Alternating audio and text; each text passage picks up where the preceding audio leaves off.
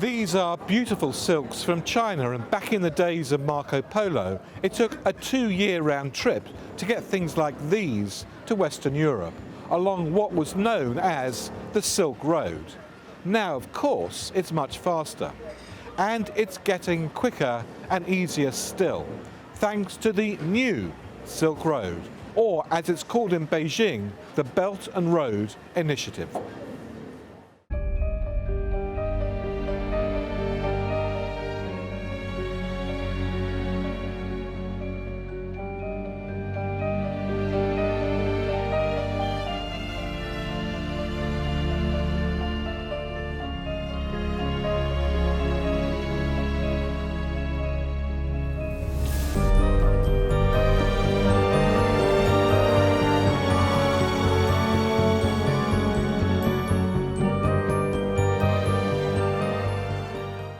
The belt part of this strategy is all about developing land routes, connecting China with Central Asia and Europe. And the road part isn't a road at all. It's actually the maritime trade routes between China and other parts of Asia, and as far away as Africa. China is building or funding infrastructure right across the Belt and Road. It's one of the biggest infrastructure projects in history. It covers more than 68 countries, including 65% of the world's population. The scale and scope of the Belt and Road Initiative is staggering. Estimates of the cost varies, but over $300 billion have already been spent, and China plans to spend around $1 trillion more in the next decade or so. The only way to truly appreciate the scale and the ambition of Belt and Road is to see it. One small part of this is a new motorway linking the east coast of China to the Russian port of St. Petersburg. It's over 5,000 miles long, and it's recently been finished. Passing right through the centre of Kazakhstan, it's knocked 35 days off the travelling time from end to end. The Kazakhstan section alone has cost around $5.6 billion. There's a similar story in Kenya. Travel between Nairobi and Mombasa used to take 10 hours, but a rail link with Chinese money means the journey now takes just 5. There are stories like this all over the world as Belt and Road delivers railways, roads, ports and airports. There are oil and gas pipelines, wind farms and bridges. So why is China doing all of this? Well, there's a clear economic reason. President Xi wants to position China in the heart of the world's commerce as China enters its next stage of development. In the first decade alone, it's expected to boost cross-border trade by an extraordinary $2.5 trillion. Belt and Road is expected by many to also give a boost to China's neighbours, which in turn can create stronger demand for Chinese exports. There are many supporters for Belt and Road, not least from the countries that are benefiting, and there are business opportunities for companies outside of China.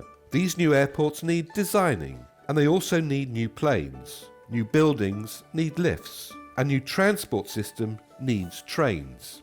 And these aren't going to come from China or Chinese companies.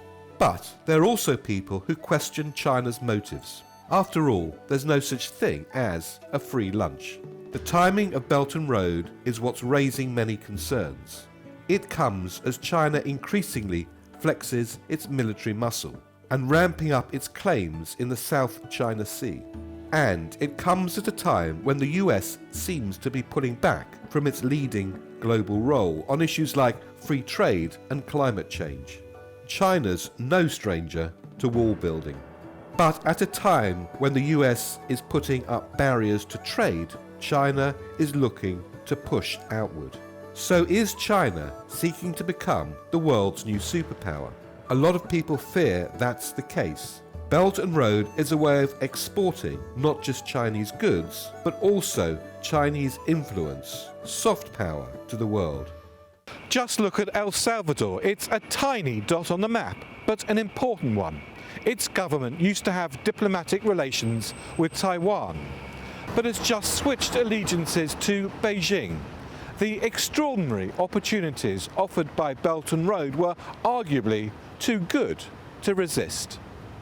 Some are saying that China is buying influence, and it's not a new suggestion. That China is lumbering poor countries with huge debts for all this new infrastructure, debts they can't possibly hope to pay off. In Sri Lanka, that's already happened. Unable to pay back its loans, the government has signed over its new port in the south to China. A quest to shift the world's centre of gravity. Debt colonialism. Insulting. Debt-trapped diplomacy. Runs counter to the EU agenda for liberalising trade. A new version of colonialism. Some of these criticisms and doubts come from the highest level, and there's unease amongst the EU and the G12 that Italy has signed a Belt and Road Agreement with China. Well, China is adamant its intention is not to challenge the current world order. It says we're all in the same boat, and we should therefore be rowing in the same direction. What we used to call a win-win situation. Yet China knows these concerns are real, and they take them seriously. President Xi has responded by saying Belt and Road is not a new version of the Marshall Plan, in which the US provided funding to revive Europe's economies following the Second World War. Nor, he says, is it a Chinese conspiracy. Overall, the jury's still out. This might just be the biggest boost to global trade we've ever seen, and could lift millions of people around the world out of poverty. Or it could shift the global balance of power for the coming century. Or maybe, just maybe, it's both.